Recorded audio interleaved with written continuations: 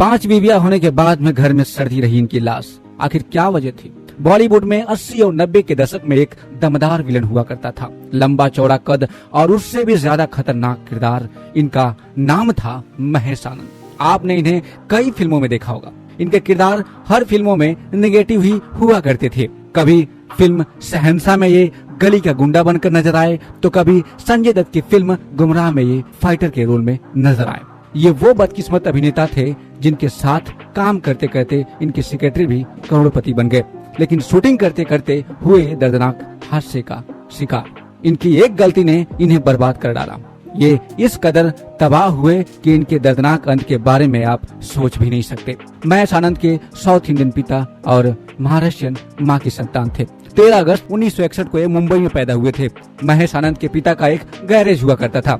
महेश की मां 40 और 50 के दशक की अभिनेत्री तारा देवी थी।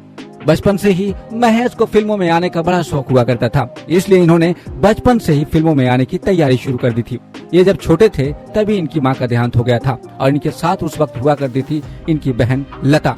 महेश जैसे जैसे बड़े होते गए वैसे वैसे महेश और भी ज्यादा हैंडसम होने लगे। मार्शल आर्ट सीखते और रोज जिम जाते थे और इस वजह से शरीर और भी अच्छा दिखने लगा था। लंबा कद था, चौड़ा शरीर था। मुंबई में ही पढ़ाई करते थे। बचपन से ही इनके 2 स्टार फेवरेट हुआ करते थे, अमिताभ बच्चन और विनोद खन्ना। कॉलेज में दोस्त इन्हें कहा करते थे कि तू बहुत हैंडसम दिखता है, तू मॉडलिंग शुरू कर दे। फिर इन्होंने अपनी कुछ फोटोज खिंचवाई और उन्हीं फोटो को वो मॉडलिंग एजेंसी में भेजनी शुरू कर दी। किस्मत अच्छी थी और इन्हें ऑफर मिलने लगे। कुछ ही समय बाद ये बहुत ज्यादा पॉपुलर होने लगे। महेश तो हीरो बनना चाहते थे। लोगों ने सलाह दी कि हीरो बनने के लिए डांस बहुत जरूरी होता है। मैंने डांस भी सीखना शुरू कर दिया। अब ये फिल्मों में किस तरह आए और किस तरह से इनकी एंट्री हुई, ये किस्सा बहुत ही दिलचस्प है। तो वीडियो के अंत तक बने रहिए। अभी तक आपने हमारे इस YouTube चैनल को सब्सक्राइब नहीं किया है तो प्लीज कर लीजिए, ताकि ऐसे ही वीडियो आपको मिलती रहे। उस समय पिता का गैरेज हुआ करता था और महेश भी वहाँ कभी कभार संभालने के लिए जाया करते थे। एक दिन एक खूबसूरत लड़की वहाँ आई जिसकी कार खराब हो गई थी और जब उस लड़की से उनकी मुलाकात हुई तो महेश ने उनकी कार को अच्छे से रिपेयर कर दिया। उसके बाद उस लड़की का आना जाना शुरू हो गया। दोनों की दोस्ती हो गई और ये दोस्ती धीरे धीरे प्यार में बदल गई। फिर एक बार उस लड़की ने अपने घर पर पार्टी के लिए इनवाइट किया कि तुम भी मेरे घर पर आना, और महेश भी उस लड़की के घर पे पहुंच गए। लड़की ने जब महेश को देखा तो बहुत खुश हुई। खुश होकर बोली कि चलो मैं तुम्हें अपनी बहन से मिलवाती हूँ। जब महेश ने उनकी बहन से मुलाकात की तो उनके तो होश ही उड़ गए, क्योंकि वो एक मशहूर एक्टर रीना रॉय थी और जिस लड़की से महेश का अफेयर चल रहा था वो लड़की बरखा थी, रीना रॉय की सगी बहन। महेश को तो इस बात का अंदाजा भी नहीं था कि ये एक मशहूर अभिनेत्री की सगी बहन है। 1981 में जब बरखा प्रोड्यूसर बनी तो उन्होंने अपनी पहली फिल्म सनम तेरी कसम में महेश को डांसर बना दिया। फिर अपनी अगली फिल्म में कमल हसन के साथ लीड रोल दे दिया। 1984 में ये फिल्म आई जिसका नाम था करिश्मा। ये फिल्म फ्लॉप हो गई, मगर दोस्तों अगर महेश को एक फिल्म मिल जाती तो वो एक सफल हीरो साबित हो सकते थे। 1984 की बात है, बी सुभाष फिल्म बना रहे थे, ऑडिशन चल रहे थे और महेश भी वहाँ पहुँच गए। उनकी कदकाठी तो थी ही और सुभाष जी को भी वैसे ही कदकाठी वाला लड़का चाहिए था। ऑडिशन पास कर लिया। बी सुभाष ने बोला कि तुम ही मेरे फिल्म के हीरो हो। उसके बाद पूछ बैठे कि इससे पहले कोई काम तुमने किया है, तो उन्होंने कह दिया कि हाँ मैंने किया है।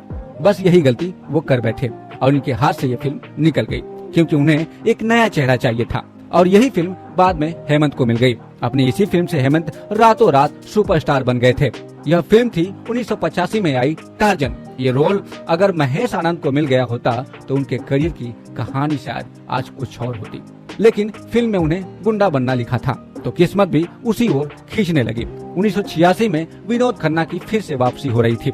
उनकी फिल्म में महेश आनंद को माइकल नाम का एक नेगेटिव किरदार मिल गया। 1987 में यह फिल्म आई जिसका नाम था इंसाफ और ये फिल्म आते ही बॉक्स ऑफिस पर सुपरहिट हो गई और बस इसी के बाद महेश की गाड़ी निकल पड़ी और अगले ही साल इनके फेवरेट अमिताभ बच्चन के साथ भी इन्हें एक फिल्म मिल गई जिसका नाम था शहंशाह। और इसी साल अमिताभ बच्चन की एक और फिल्म आ गई जिसका नाम था गंगा जमुना सरस्वती। इस फिल्म में महेश आनंद को एक बड़ा ही जबरदस्त रोल मिल गया। इस फिल्म में छोटे सरकार सकता बने महेश को खूब मशहूर कर दिया था। उनका एक इस फिल्म में जयप्रदा के साथ सीन था और इस फिल्म में जयप्रदा नाच रही होती हैं और उनके साथ महेश जबरदस्ती करते हैं और इसी बीच अमिताभ बच्चन दीवार तोड़कर एंट्री मारते हैं और वो सीन खूब हिट हुआ था और यहीं से इस अभिनेता ने खलनायकी की दुनिया में अपनी एक अलग पहचान बना ली थी।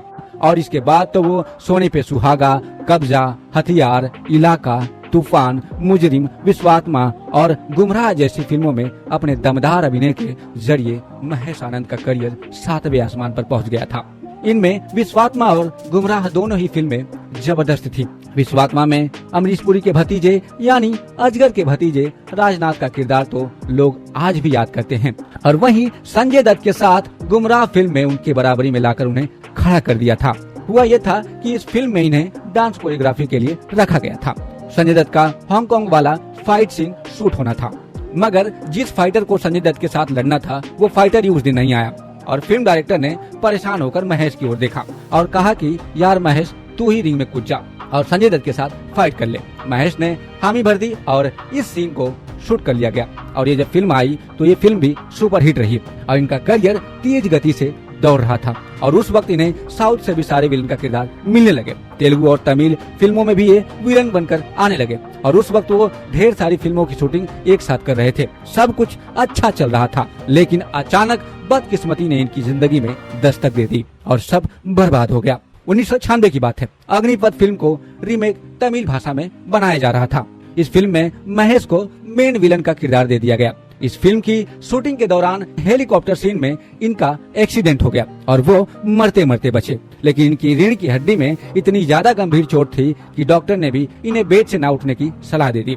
बस यहीं से इनकी बर्बादी शुरू हो गई। साल भर तो ये बेड से उठ तक नहीं पाए।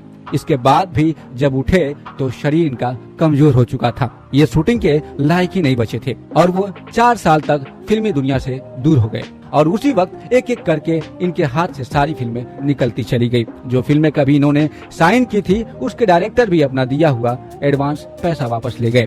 बुरे समय में सबने इनका एक एक करके साथ छोड़ दिया। यहाँ तक कि सौतेले भाइयों ने भी इनकी करोड़ों की गाड़ी और संपत्ति पर अपना हक जमा दिया। 4 साल में इन्हें सब भूल चुके थे। इसके बाद भी फिर से ये काम पाने के लिए बहुत मेहनत कर रहे थे, लेकिन दोबारा इन्हें किसी ने पूछा तक नहीं। धीरे धीरे महेश को शराब पीने की लत लग गई और महेश डिप्रेशन में चले गए और एक समय तो ऐसा आया जब इनके पास ऑटो से जाने तक के लिए पैसा नहीं हुआ करता था। तब इनकी बहन इनके खर्च के लिए इन्हें पैसे भेजा करती थी और ये सारे पैसे शराब में उड़ा दिया करते थे। इसी हादसे ने इनका बसा बसाया घर भी उजाड़ कर रख दिया था। महेश ने सबसे पहले उस लड़की से शादी की थी जिसने इन्हें पहला ब्रेक दिया था, जिनका नाम था बरखा रॉय, मगर इन दोनों का रिश्ता कुछ ही साल तक चला और इन दोनों का तलाक हो गया। इसके बाद उन्हें 1987 में मिस इंडिया इंटरनेशनल बनी एरिका से इन्होंने शादी कर ली। दोनों का एक बेटा भी हुआ और एरिका से भी इनके अच्छे रिश्ते नहीं चल रहे थे और इनके बीच भी कुछ ही समय बाद इनका तलाक हो गया। इसके बाद इन्होंने अभिनेत्री मधु मल्होत्रा से शादी की, लेकिन एक्सीडेंट के बाद वो उन्हें छोड़कर चली गई और उन्हीं बुरे दिनों में एक बार फिर उन्होंने घर बसाने की सोची और अभिनेत्री उषा बचानी से साल 2000 में इन्होंने शादी की। लेकिन बेरोजगार और शराबी आदमी के साथ बम्बई में भला कौन रह पाता। 2 साल के अंदर ही शराब के लती महेश से उषा ने भी किनारा कर लिया। अब महेश पूरी तरह से अकेले रह गए। जुहू में एक फ्लैट और दिन रात शराब। जहाँ भी वो काम के लिए जाते उनके हाथ कुछ भी नहीं आता। 90 के दशक इस विलन को सब भुला चुके थे। बहन लता के पैसों से खाने का गुजारा हो रहा था। फिर इनकी मुलाकात बीना रूस की लाना से हुई। दोनों ने शादी भी कर ली, लेकिन वीजा के समस्या के चलते लाना इनसे 4 महीने बाद ही मिला करती थी। दोस्तों, महेश के दर्दनाक अंत से पहले उनकी किस्मत ने 18 साल बाद उनकी वापसी जरूर करा दी थी। साल 2018 में महेश को पता चला कि पहलाज निहाली गोविंदा के साथ एक फिल्म बना रहे हैं और वो पहलाज के पास पहुंचे और वो जब पहलाज के पास पहुंचे तो पहलाज उनकी हाल को देखकर उन्हें फिल्म में एक छोटा सा रोल दे दिया और साल 2019 में रंगीला फिल्म रिलीज हुई और इस फिल्म के बाद महेश बहुत खुश हुए थे कि उनका करियर अब चल पड़ेगा और वो अपने दोस्त को सेक्रेटरी बनाने का वादा भी कर चुके थे, लेकिन होनी को तो कुछ और ही मंजूर था। शराब की लत ने इनके शरीर को अंदर से खोखला कर दिया था और वो ज्यादातर करके बीमार रहने लगे और वो चेकअप कराने पहुंचे तो चेकअप में पता चला कि इनके शरीर के अंदर कैंसर आ चुका है। जी हाँ, इन्हें पैनक्रियाज कैंसर हो चुका था, लेकिन फिर भी इन्होंने ना शराब छोड़ी और ना ही इलाज करवाया। सब कुछ बस ऐसे ही चलता रहा। 7 फरवरी 2019 का समय था। इनका टिफिन वाला टिफिन लेकर आया। दरवाजा खटखटाया पर किसी ने दरवाजा नहीं खोला। वो दरवाजे के गेट पर ही टिफिन रखकर चला गया। अगले ही दिन फिर से वो टिफिन वाला आया और उसने देखा कि दरवाजे पर ही वो कल वाली टिफिन रखी हुई है। उसने फिर से टिफिन बाहर रखा और फिर से वो चला गया।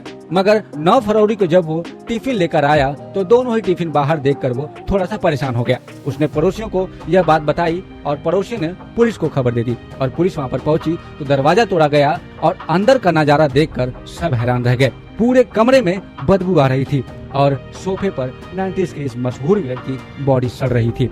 2 दिन पहले ही इनकी मौत हो चुकी थी, लेकिन किसी को कानों कान तक कुछ खबर नहीं थी और ये खबर आग की तरह पूरे बॉलीवुड में फैल गई। महेश आनंद का ऐसा अंत होगा किसी ने भी नहीं सोचा था। आनंद के साथ जो हुआ ऐसा अंत किसी के साथ भी नहीं होना चाहिए। बाद में उनकी पत्नी लाना ने उनके शरीर का अंतिम संस्कार करवाया। तो दोस्तों, आपको महेश आनंद कैसे लगते थे? इनकी कौन सी फिल्में आपको पसंद है? आप अपने कमेंट्स में हमें जरूर बताइएगा। आपने इस वीडियो को अंत तक देखा, इसके लिए बहुत बहुत धन्यवाद।